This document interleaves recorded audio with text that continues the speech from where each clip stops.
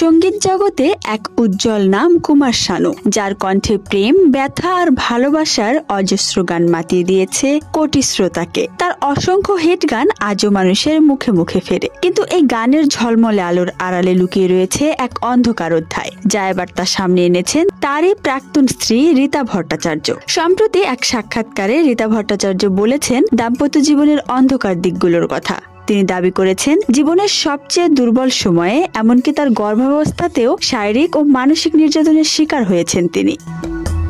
কয়েকদিন ধরেই বলিউড গায়ক কুমার শানুর প্রেম জীবন রয়েছে বেশ চর্চায়, আর কেনই বা হবে না। অভিনেত্রী কণিকা সদানন্দ হঠাৎই দাবি করেছেন প্রথম স্ত্রী রীতার সঙ্গে বৈবাহিক সম্পর্কে থাকাকালীন তার সঙ্গে লিভ ইনে ছিলেন কুমার শানু। শুধু তাই নয়, সে সময় গায়কের প্রথম স্ত্রী ছিলেন 6 মাসের অন্তঃসত্ত্বা, অর্থাৎ অন্তঃসত্ত্বা স্ত্রীকে ফেলে রেখেই এই নায়িকার সঙ্গে লিভ ইনে ছিলেন কুমার শানু।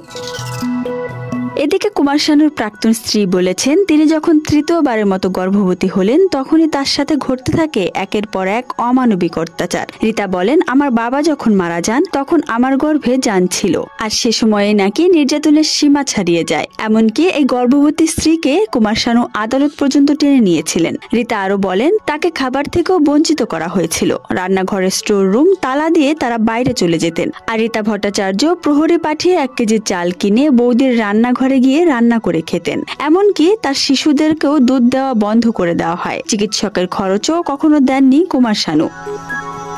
কুমার শানু ও রীতা ভট্টাচার্যের 3 সন্তান, জিকো, জ্যাসি ও জান কুমার শানু। 1994 সালে অভিনেত্রী কণিকা সদানন্দের সঙ্গে শানুর সম্পর্কের গুঞ্জনের পর বিবাহ বিচ্ছেদ ঘটে। সন্তানদের হেফাজত পান রীতা। অবশ্য এসব অভিযোগ নিয়ে এখনো কোনো বক্তব্য দেননি কুমার শানু।